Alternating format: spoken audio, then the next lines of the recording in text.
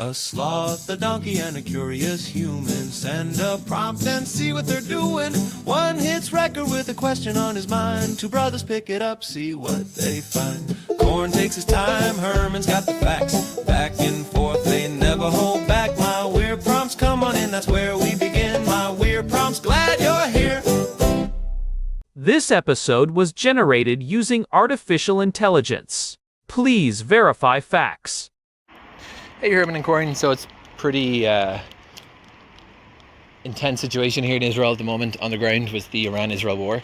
And I'm using this opportunity, speaking a little bit more quickly, not because I've ingested a massive amount of caffeine pills or something else, but because I'm getting a much needed breather. You might have been able to hear the boom of interceptors there in the background.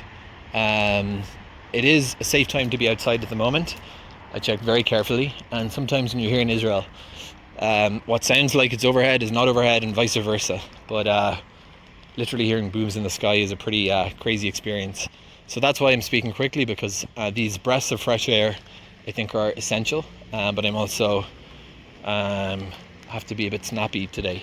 So Herman and Corn, I want to chat. What I'm going to do is over the course of the next few days, living through this situation and last summer, I mentioned that I felt pretty embarrassed sometimes about really dialing down on all the details of preparedness, and I feel a bit less so now because, you know, there's a reason I was asking all those questions.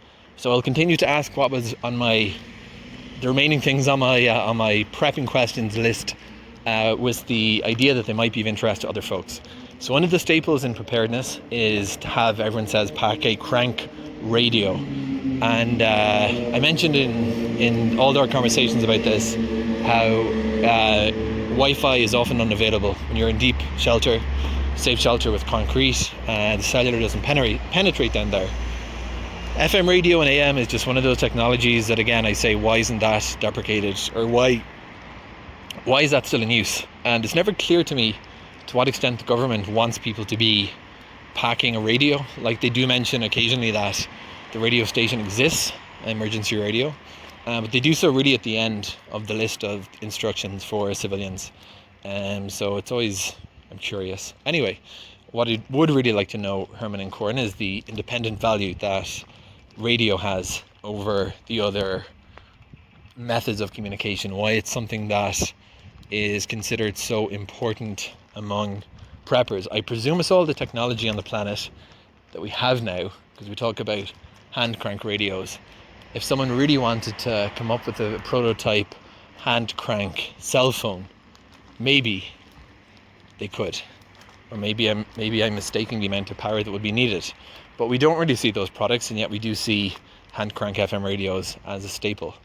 So my questions really are multiple, but I'll try to give you them in an orderly manner. Number one, we talked about the limit of cellular being that if you're underground, it's tough for any type of radio to penetrate. How does radio fare in that respect? And when talking by radio, I mean FM and AM.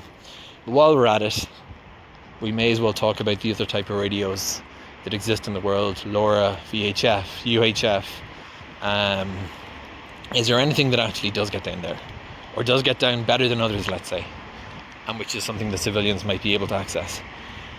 Question number two is, when we talk about what you should have in your go bag, which has actually become a normal topic in Israel now, moved out of the preppers fiefdom into the mainstream, and we do hear that recommendation a lot. And I presume redundancy is part of the picture, because whenever we're thinking about stuff to have, we have to think of redundancy. So GSM networks, or cellular networks, are backed by main fiber. What about FM radio? Does it have some unique qualities that explains it, or is it more just because people are nostalgic, and for decades that's what people have relied upon as the ultimate means of keeping or hearing updates? For what it's worth, I do have, alongside my beloved Gleanet travel router, which keeps me getting internet underground, I do have a digital AM FM radio as well, so I'm covering both spaces. But I'm curious to know why it's such a common recommendation in those who take their preparedness seriously. And with that, Herman and Corn, my air break is over, and I go back to under the ground in Jerusalem. Hearing that audio from Daniel really puts things into perspective, doesn't it? The sound of those interceptors in the background, the low rumble of the David Sling system and the sharper cracks of the Iron Dome, while he is just trying to get some fresh air in a moment of relative calm. It is a stark, heavy reminder of why we do this show. We talk about gadgets and protocols all the time, but for Daniel in Jerusalem, these are not hypothetical, weird prompts. They are the tools of survival. Today's prompt from Daniel is about the humble hand crank radio. He is asking why, in February of 2026, this piece of technology that feels like a relic from a century ago is still considered the absolute gold standard for emergency preparedness. He is sitting in a reinforced concrete shelter, looking at a high-end smartphone that has become a glass brick, and wondering why a $30 plastic box with a handle is his only link to the outside world. Herman Poppleberry here. And, Korn, you have hit on something profound right out of the gate. There is something almost poetic, or perhaps deeply humbling, about the fact that when the most advanced digital networks on Earth are under strain, whether from physical damage, cyber warfare, or just pure traffic congestion, we turn back to the fundamental physics of the 1920s. Daniel's situation is the perfect case study because he is dealing with the triple threat of signal blocking, deep concrete shelters, potential network saturation from everyone trying to call loved ones at once, and the need for absolute, non-negotiable reliability. He is asking about signal penetration, the physics of AM versus FM, and whether modern alternatives like LoRa or ultra-high frequency radios have a place in the civilian bunker. It is a deep dive into how waves move through matter, and why old does not mean obsolete. It is funny because we often think of progress as a linear line where the new thing inevitably replaces the old thing. We think the cloud replaces the hard drive and 5G replaces 4G. But in emergency technology, progress is more about building layers of resilience. We have talked about cell broadcast in episode 745 and how that system beats a standard app notification, but radio is the layer beneath even that. It is the bedrock. Daniel mentioned in his email that he feels a bit embarrassed about his level of preparedness sometimes. Carrying a crank radio around feels a bit tinfoil hat when you are in a modern city. But as he noted, when you hear those booms in the sky and the cellular bars vanish, that embarrassment evaporates instantly. You don't care if it looks like a toy from 1980. You care if it speaks to you. So, Herman, let us start with a big physics question. Why does a radio signal get into a thick concrete shelter when a 5G phone, which is supposed to be the pinnacle of connectivity, just shows no service? It comes down to a fundamental rule of physics that governs all electromagnetic radiation. The longer the wavelength, the better the penetration and the better the diffraction. To understand this, we have to look at the scale of the waves themselves. Your modern cellular phone is operating on frequencies that are very high in the spectrum. We are talking about 700 megahertz, all the way up to the millimeter wave bands used in 5G, which can hit 30 gigahertz or higher. Those waves are tiny. At the gigahertz level, the waves are only a few centimeters long. Because they are so small, they are easily absorbed, reflected, or scattered by dense materials like reinforced concrete, metal mesh, or even the leaves on a tree or moisture in the air. They are fragile waves. And the concrete in those Jerusalem shelters, or any modern safe room, is not just any concrete. It is often high density and heavily reinforced with a dense grid of steel rebar. That rebar is the real killer for high-frequency signals. When you have a grid of metal where the spacing of the wires is similar to or smaller than the wavelength of the signal, it creates what we call a Faraday cage. It essentially traps the electromagnetic energy or reflects it away. Now, compare those tiny, fragile cellular waves to an AM radio signal. AM, or amplitude modulation, operates in the medium wave band, typically from 530 to 1700 kilohertz. Notice I said kilohertz, not megahertz. The wavelengths for AM radio are hundreds of meters long.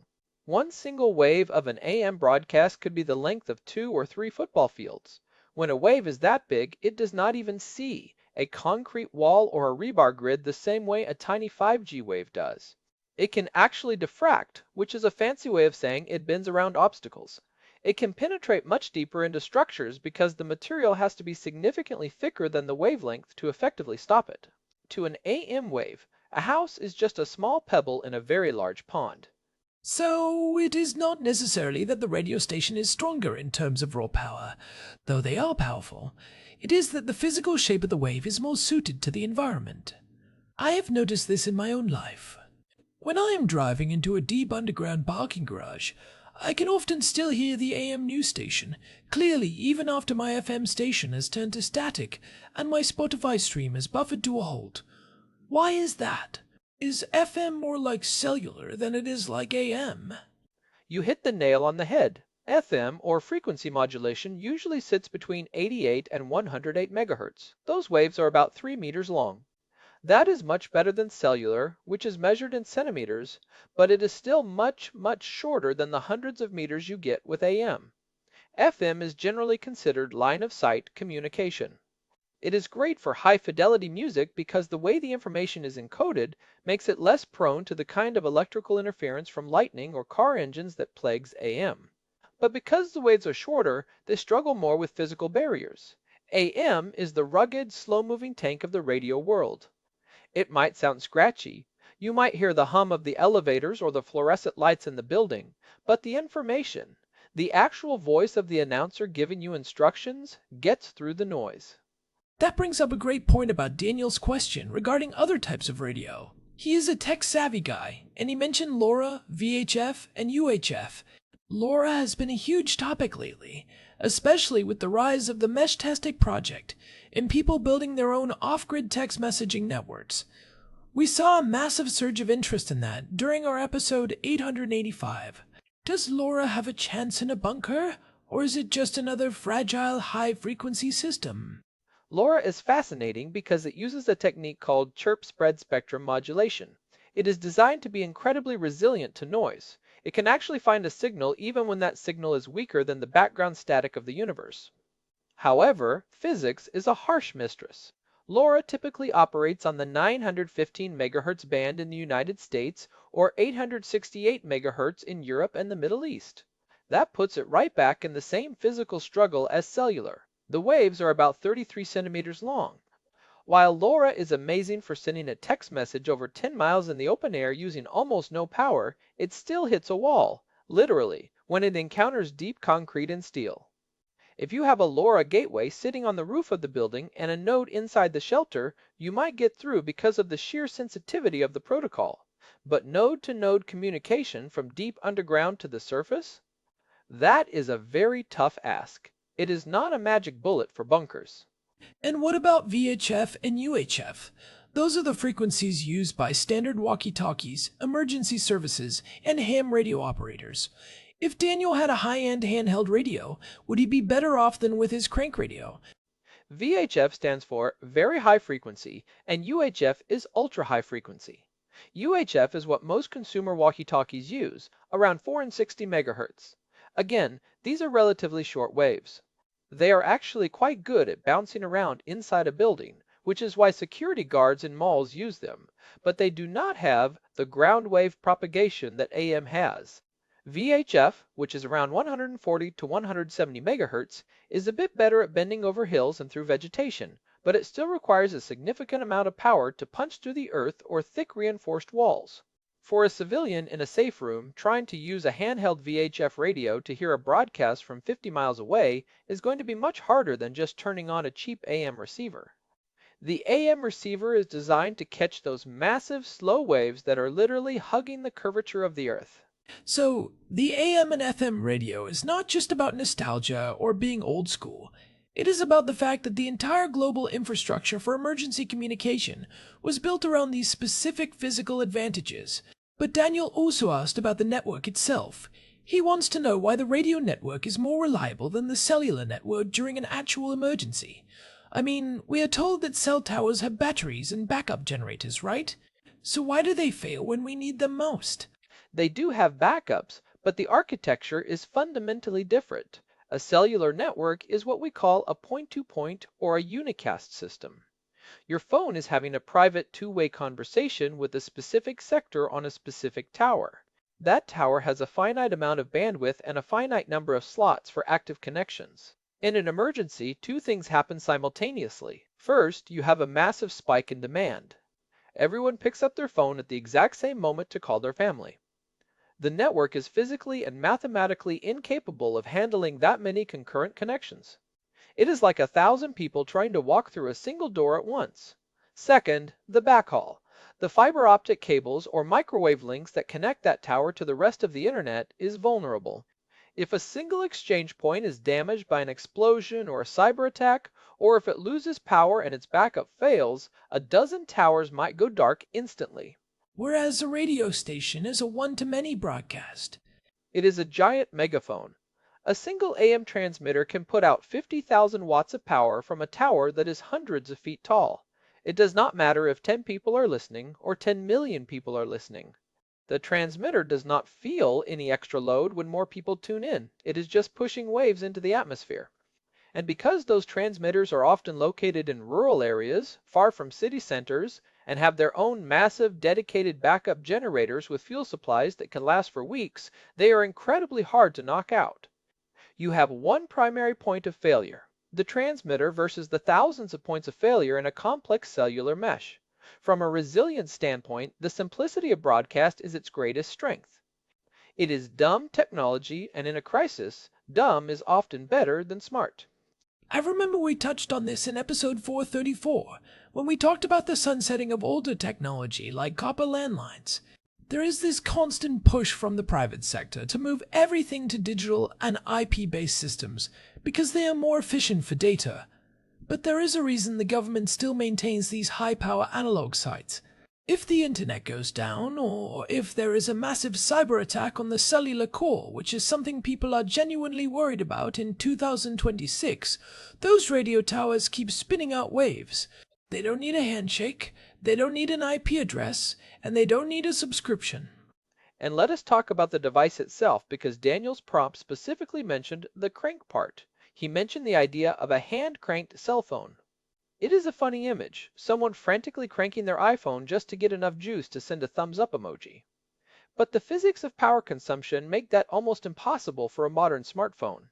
A smartphone is not just a phone, it is a high-performance computer with a high-resolution backlit screen and multiple radio chips, Wi-Fi, Bluetooth, 5G, GPS that are constantly searching for signals. It consumes a massive amount of energy compared to a simple radio receiver.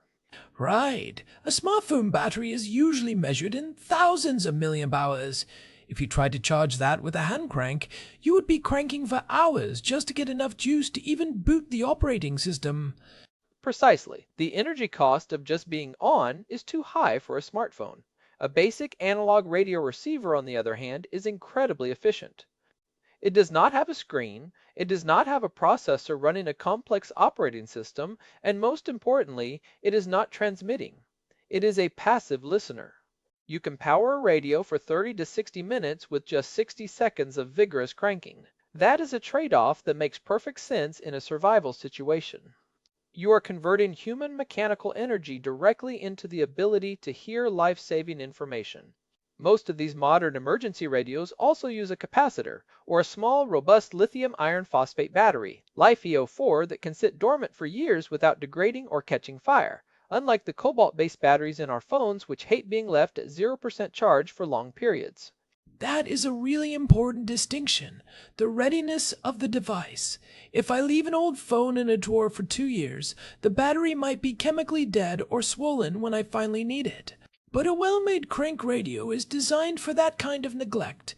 It is the break glass in case of emergency tool. It is, and many of them now include a small solar panel on the top. While it won't charge the battery quickly, especially if you are in a dark shelter, it is enough to keep the radio playing indefinitely if you have it near a window or once you emerge from the bunker.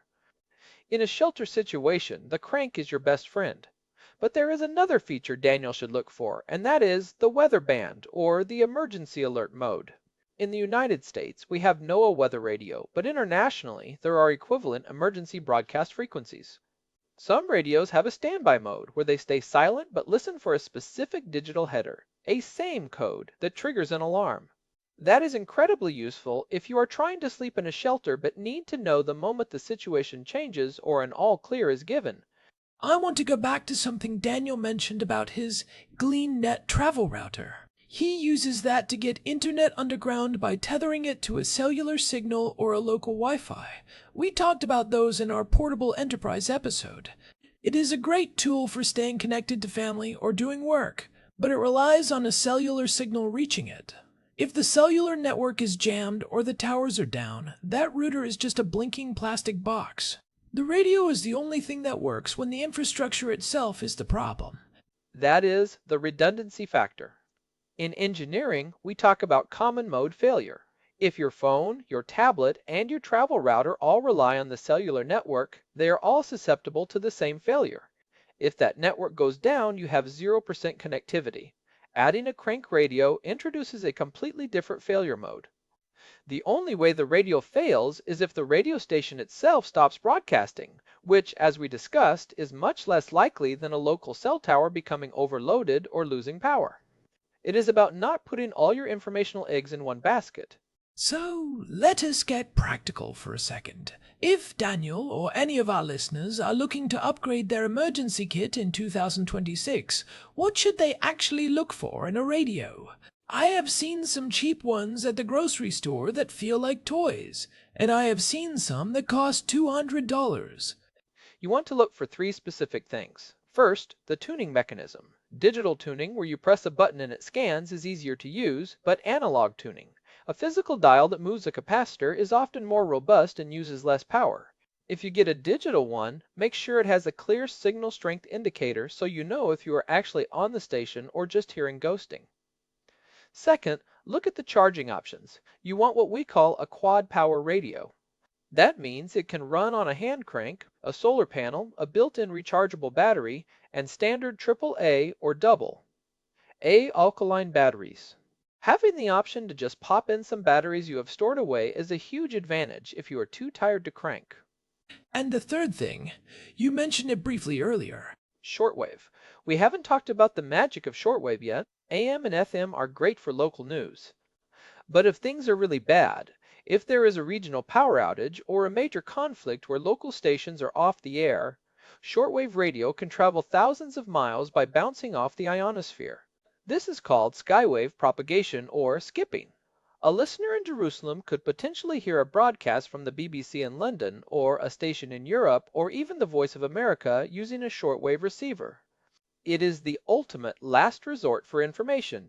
If you are in a bunker and the local world has gone silent, shortwave is your window to the rest of the planet. That is fascinating. The idea that you could be underground in one country and catching a signal that bounced off the upper atmosphere from a completely different continent, it really highlights the difference between the walled gardens of our modern digital networks, where everything is controlled by a provider, and the open sea of the radio spectrum. It really is an open sea. And that brings up the civilian aspect Daniel asked about. Are there better radios for civilians? For receiving information, no, the AM Man-of-Me shortwave combo is unbeatable. But if he is asking about communicating out of the bunker, that is where it gets tricky. If you are deep underground, your only real hope for transmitting out is a wired connection, like a landline or an Ethernet cable or a very low frequency system, which is just not practical for individuals. Submarines use very low frequency, or VLF, to communicate while submerged, but the antennas for those are miles long and require megawatts of power. For a civilian, your best bet for communicating out is actually to focus on the receiving in part, so you know when it is safe to move to a position where your other devices, like a satellite messenger or a cell phone, will work. It is about managing expectations. The radio tells you what is happening so you can make informed decisions. It is not a two-way chat tool. I think that is a hard psychological shift for people who are used to the instant feedback of social media. In an emergency, you move from being a participant in the information stream to being a recipient, and that is okay. Sometimes just knowing the facts is enough to keep the panic at bay. And the psychological aspect of hearing a human voice over the radio should not be underestimated. During the London Blitz in World War II, the BBC was a lifeline not just for information, but for morale. There is a warmth and a presence to an analog voice that feels more real and more human than a text alert on a phone. When you are in a dark shelter and you hear a calm announcer giving updates, it grounds you. It reminds you that there is an organized effort still functioning out there. It breaks the isolation. We actually covered a similar theme in episode 457, the one about the pager paradox. We talked about why doctors and emergency workers still use pagers in 2026. It is because they are one-way, high-penetration devices. It is the same logic as the radio. By stripping away the complexity of two-way communication and high-bandwidth data, you gain massive reliability in the one-way delivery of critical information. It is a trade-off we have forgotten how to make in our daily lives. We want our devices to do everything. We want them to be a camera, a phone, a map, a library, and a gaming console. But in a crisis, you don't want a Swiss Army knife that might break. You want a tool that does one thing perfectly. A crank radio does one thing. It turns electromagnetic waves into sound. Because it only has that one job, it can be engineered to be nearly indestructible and incredibly efficient. I also want to touch on the LoRa question again, because I know a lot of people are building these mesh-tastic networks and thinking they're a replacement for emergency radio. If Daniel and his neighbors all had LoRa nodes, could they create a mesh that works in the shelters? In theory, yes. If you have enough nodes, you can hop the signal from the street level, down the stairs, through the hallways, and into the shelter. But here is the problem: power and coordination. Everyone in that chain has to have their device on, charged, and correctly configured. In a long-term emergency, that is a lot of points of failure. If your neighbor on the second floor forgets to charge his node, the whole mesh for the basement breaks. The beauty of the radio is that it does not require your neighbors to do anything. It only requires the broadcaster to keep one big tower running. It is a low-trust system in the best possible way. That makes total sense. Reliability is often inverse to the number of people who have to do the right thing at the right time. So, for Daniel in Jerusalem, the advice is keep the GleanNet travel router for when things are normal or just slightly disrupted, but keep that crank radio for when the world goes sideways. And test it. That is the one thing people forget. Every 6 months, maybe when you change the batteries in your smoke detectors, take the radio out, crank it up for a full minute, make sure the internal battery still holds a charge, and practice tuning into your local emergency stations. Know exactly where they are on the dial. In the dark, under stress, you do not want to be hunting for the frequency. Write the frequencies on a piece of bright tape and stick it to the back of the radio.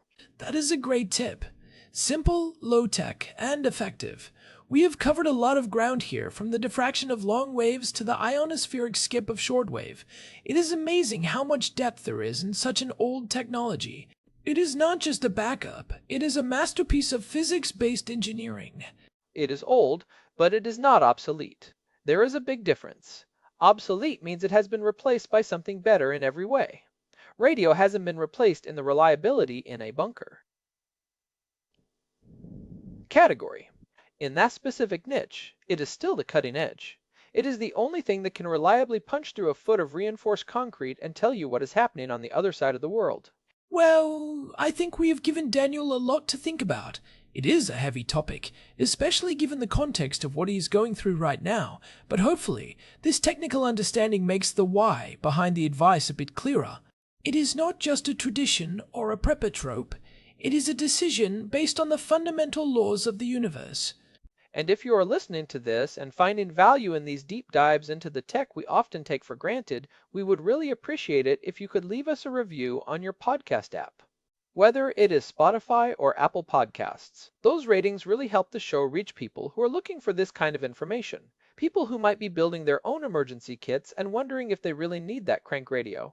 Yeah, it genuinely helps. We love doing this show and exploring these weird prompts with all of you. Remember, you can find our entire archive of over 870 episodes at myweirdprompts.com. We have a contact form there if you want to send us your own questions, or you can just email us at show@myweirdprompts.com. We read every single one, and we try to get to as many as we can. And don't forget, if you want to dig deeper into some of the related topics we mentioned today, check out episode 745 on Cell Broadcast or episode 885 on those portable enterprise networks. They provide a lot of the surrounding context for how these systems all fit together. Knowledge is the first step in preparedness. Our music is made with Suno, which is always a fun part of the production process. We hope everyone stays safe out there, especially Daniel and his family in Jerusalem. We are thinking of you guys, and we hope that radio stays quiet until you need it, and loud when you do. Stay prepared, stay curious, and keep those radios ready. This has been My Weird Prompts. Thanks for listening. We will catch you in the next one. Bye. Goodbye, everyone. This episode was generated using Gemini Flash 3. Text-to-speech engine was Chatterbox. Thanks for listening to our